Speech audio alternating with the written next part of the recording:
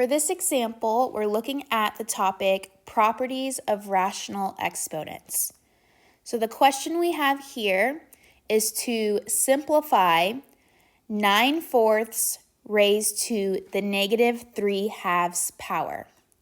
So remember from the properties of exponents, we could give this exponent to both the numerator and the denominator separately. Okay, so let's go ahead and do that first.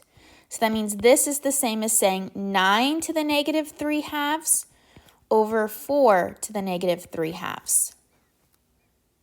Okay.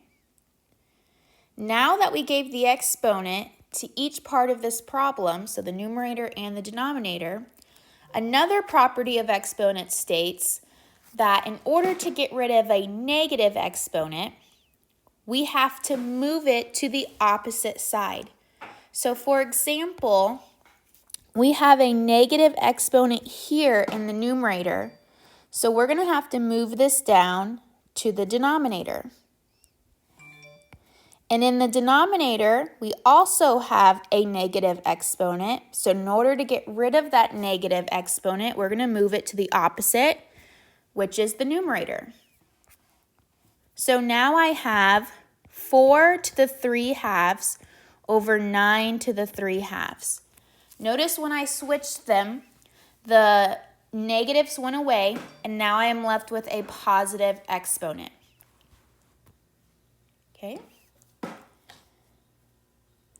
The next thing we're going to do in order to simplify this is to use these rational exponents and turn these numbers into radicals.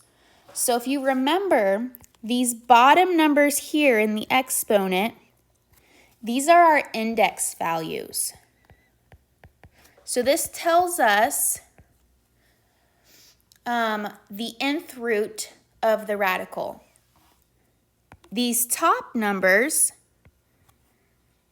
is the exponent, so what that radical is being raised to. So exponent, exponent. So knowing that 4 is going to be under the square root because of the index 2, so the square root of 4, and then that whole radical is being cubed.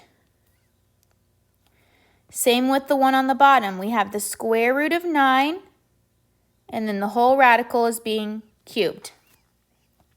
Okay. We know that the square root of 4 is 2, so 2 cubed, over the square root of 9, which is 3, so 3 cubed. We know that 2 cubed is 8, and 3 cubed is 27.